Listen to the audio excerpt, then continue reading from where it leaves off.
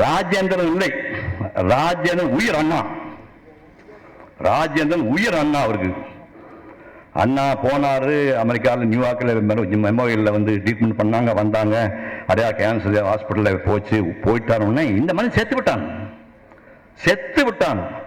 தினந்தோறும் 2 லாட்ஜ் அடிச்சுட்டு போய் அண்ணா சமையல் படுத்தப்பட்டு, அண்ணா என்னை விட்டு போயிட்டு, அண்ணா அப்படி போயிட்டேன்னு போலீஸ்காரங்கள என்னையா இப்படி ஒரு மனுஷன் சொல்லி அப்படியே உடம்பு கெட்டு போய் ரிப்பேர் ஆகி பெரியார் அதோட மோசமா இருக்காரு.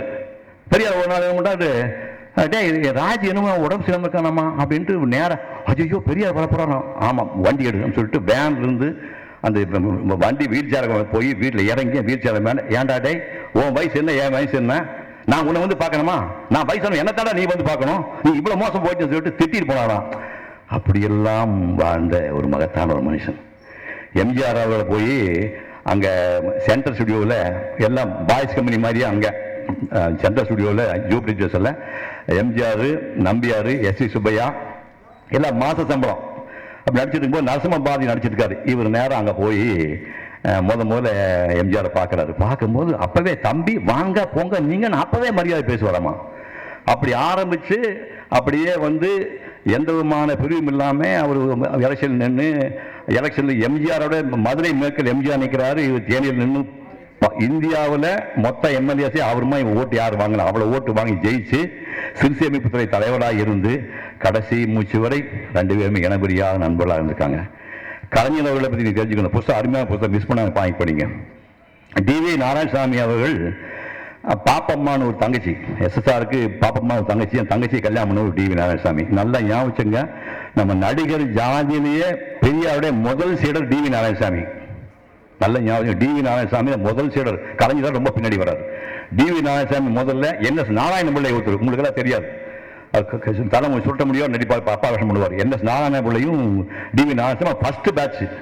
அப்போ வந்து புரட்சி கவிஞர் பாரதிதாசனுடைய ஒரு வாலிபர் வங்கம் இளைஞர் ஒரு பாரதிதாசன் சங்கம் வச்சிருக்க திருவாரூரில், நீங்கள் வந்து பேசணும், டிவி நாராயணசாமி கூட்டிட்டு போறாரு. யார்? கலைஞர்.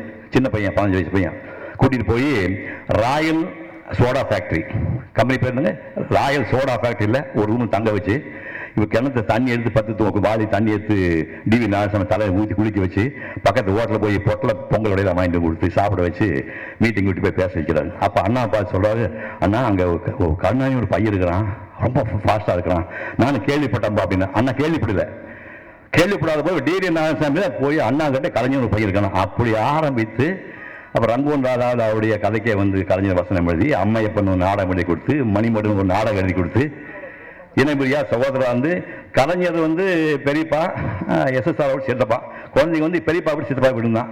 அழகிரிக்கு வந்து ரொம்ப பிடிச்சது எஸ்எஸ்ஆர் காரில் ஸ்கூலுக்கு போகணுமா, எஸ்எஸ்ஆர் சித்தப்பா கார் வந்து ஸ்கூலுக்கு போக மாட்டேன்றவானா.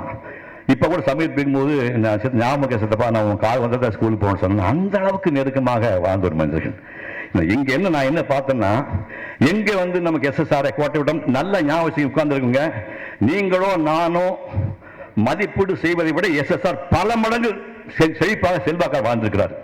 அது நீங்க புத்தகத்தை பார்க்கணும், அந்த புத்தகத்தை படிச்சா தான் தெரியும். நானே நினைக்கல இவ்வளவு பெரிய ஆளானு, புத்தகத்தை பார்த்து நெகிழ்ந்து போயிட்டேன். நான் ஒரு திராவிட முன்னேற்ற கழகம் ஒரு அமைப்பு உருவாக்குறதுக்கு அந்த துவக்க காலத்துல அந்த செடிக்கு உரம் போட்டு தண்ணி ஊற்று எவ்வளவு பெரிய விஷயம். ஆலமரமா வந்ததுக்கப்புறம் யாரும் தண்ணி ஊற்றுறான்.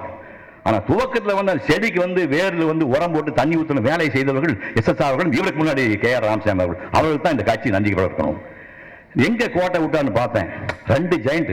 இந்த பக்கத்தில் எம்ஜி ராமச்சந்திரன் ஒருத்தன். உலகத்திலேயே ரொனால்ட் ரீகனுக்கு முன்னாடி ஒரு நாட்டுடைய தலைவரானவர் எம்ஜிஆர் அவர்கள். உலகத்திலேயே ரொனால்ட் ரீகன் 2 வருஷம் கழிச்சு தான் வர்றான். உலக அளவில் நடிகன் நான்டான முதல் மனிதர் எம்ஜிஆர். அப்படி அந்த சைடில் அரசியல் ஒரு டாப் வந்துட்டான். நடிப்பில் இந்த மனுஷன் இமயம் சிவாஜி நெருங்கவே முடியாது. இந்த 2 சிங்கத்துக்கு நடுவில் இந்த மனுஷன் மாட்டிட்டானுங்க. இவங்க மட்டும் இல்லைன்னா எஸ்எஸ்ஆர் கூட எங்கேயோ பறந்திருக்கும். வாழ்க எஸ்எஸ்ஆர் நாமம்.